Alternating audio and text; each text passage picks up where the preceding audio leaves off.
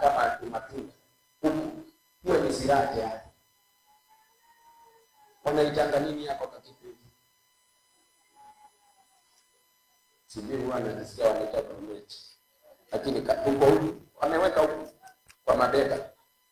Hapa kwa kifua amevaa hivi, unaona kumewekwa vitu sisi zinaitwa magazine za kusoma, sijaelewa hizo.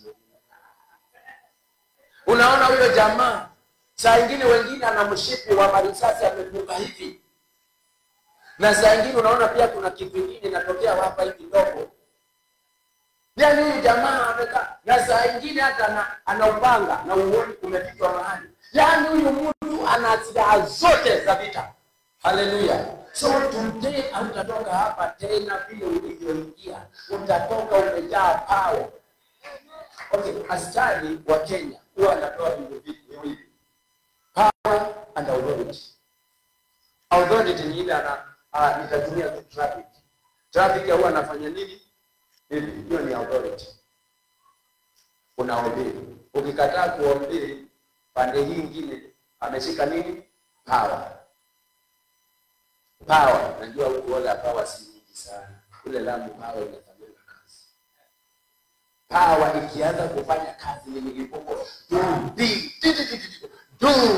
Ikiguruma hivyo inagharimu mwanaume kuwa na neema ya Mungu. Anaweza kimbia akaacha mke na watoto. Power. Sema power. Kwa hivyo mamlaka ni kitu cha kutiisha.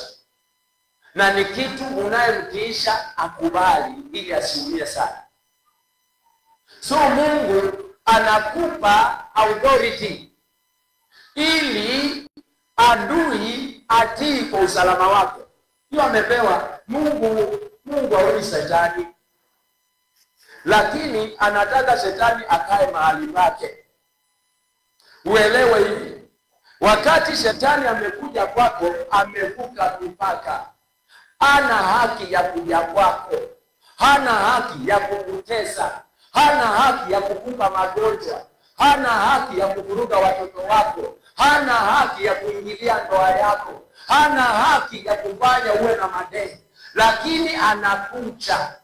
Na anakuja ni mwizi, anaingia, hana haki. Na hivyo Mungu anainua wanaume na wanawake ambao watahakikisha shetani ni adui mahali pake. Kanisa limejengwa kwa msingi, do not touch the anointed. Yaani Mungu ameamuru zamani, amewaambia usiwaguze wapakwa mafuta wangu.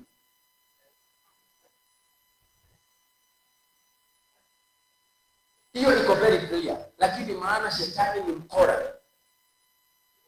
Ibada ya kwanza tumefundishwa, tukaambiwa knowledge. Tukaambiwa nini? Knowledge. Ukienda kule zile town kubwa, sisi kama hivi ola imefika hiyo kiwango ya kwamba kuna nyumba ziko na lift. Ukitoka Tana River na hujawahi enda kule mataoni makubwa, ufike kwa nyumba iko na lift, itabidi utumie stairs. Maana hata ujue hiyo lift ukiingia utafanya nini imagine. So unachoka sana, knowledge ya unabidi upande. Ulikuwa na jamaa akaingia akafika akarudi, wewe bado unang'ang'ana, unaenda ghorofa ya 9. Huko hapo unapanda. Sio kwa sababu hakuna kitu cha kupeleka haraka, knowledge. Na shetani anatumianga lack of knowledge. Na anakuja na anakaa. Na anatulia na wasiwasi, unaanza kumuita majina.